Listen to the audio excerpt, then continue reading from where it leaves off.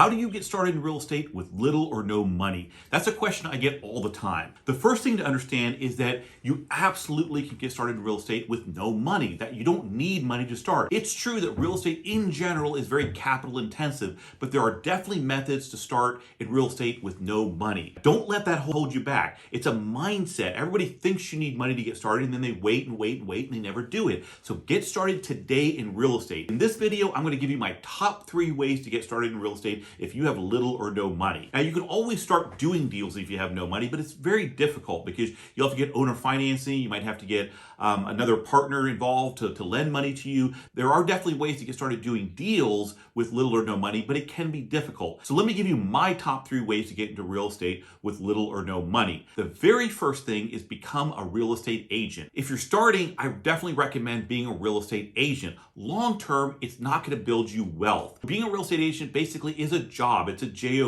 Now, you can make very good money doing it. You do control your own schedule, so there's a lot of advantages. But again, bottom line is long term, you're not going to build a lot of wealth. It's a great way to start. You are your own business. You should find a very, very good brokerage to work with, a place where they're going to answer your questions, mentor you, have weekly meetings. If you have any questions or issues, there's people you can go to. That's the kind of place you want to start. In different areas of the country, it's different brokerages, different teams. You just want to find a very, very successful team because typically they're the ones who know how to mentor their agents. That's how they build this large and successful team. And the other big advantage of being a real estate agent is you're going to be around real estate every day. You're going to understand what comps are. You're going to know how properties are bought and sold. You're going to probably start developing a team of real estate for your clients, and then you can use that team when you decide to take the next step and be an investor. So again, being a real estate agent is a great way to start. I started as a doctor, and all that experience and all that time I spent didn't translate at all over to being a real estate investor. But if you're a real estate agent, there's a ton of that stuff that's going to transfer over when you finally are ready to be an investor. So that's my number 1 way to start in real estate if you have little or no money. My number 2 way to start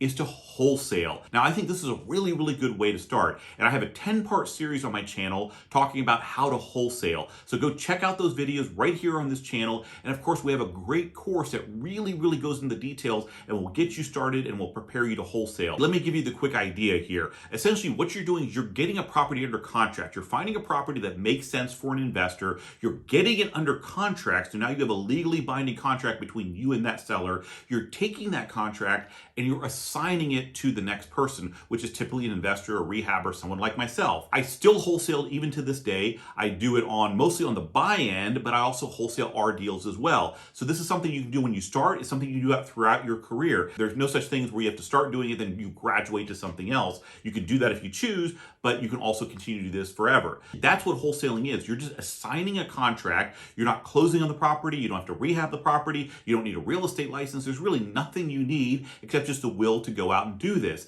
And then you'll be making a fee in the middle. Sometimes that fee can be as low as a few $1,000s. Sometimes that fee can be up to 7 figures. That's the type of stuff that we're wholesaling. There's going to be $1 million plus involved, either for the wholesaler or the end developer. So it just depends on how you're starting. But again, wholesaling is a great way to start if you have little or no money and you want to get involved in real estate today. My 3rd way is what I call short-term rental arbitrage. Essentially, what you're doing here is you're getting a lease on a long-term basis. You're going and renting a property for a year or longer. And then you take that property and you turn around and you rent it on a short-term basis. There's a lot of money to be made in the middle. Again, there's complexities here, so there's difficulties, but it absolutely can be done. There's plenty of people I know doing this on a large scale, and they're making $20,000 a month, $50,000 a month, a fair amount of money just doing short-term arbitrage. The advantages here is you don't have to own the property. You can get in and out. If the property's not working, you can get rid of that lease and move on to something else. The negatives, of course, are you don't own the property. And of course, that person could kick you out. They could say, we don't want short-term rentals here anymore, that type of stuff. If you properly manage your short-term rental and don't cause problems and headaches for the other tenants in the building,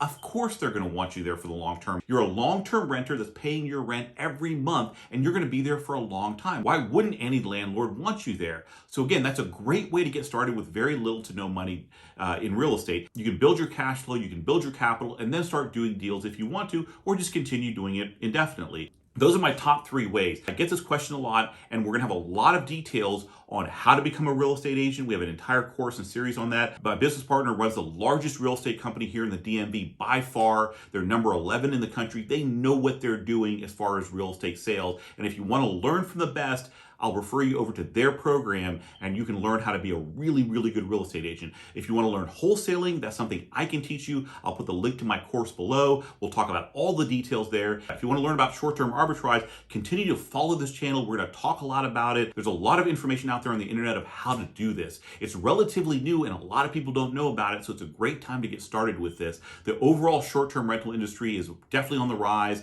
It's an industry that you want to be part of in some form or fashion. Please leave your comments below. If you have any questions, I'll try to answer them below. Go over to Instagram, follow me, direct message me over there. We try to get back to all questions as quickly as possible. As always, hit the subscribe button, turn on your notifications, because we have great content coming out for you that you're going to learn a lot, and all this stuff on YouTube is free.